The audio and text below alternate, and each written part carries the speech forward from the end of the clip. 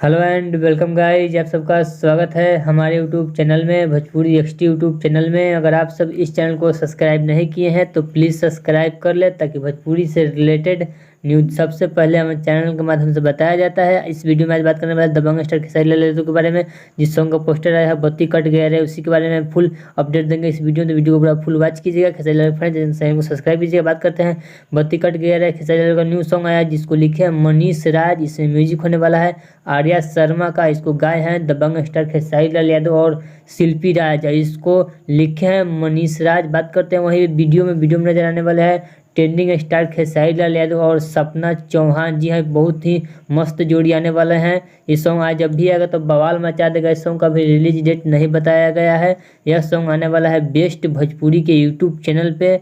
जगह motion poster आ चुका है, अगर नहीं देखा है जाकर देख सकते हैं बेस्ट भोजपुरी यूट्यूब चैनल पर।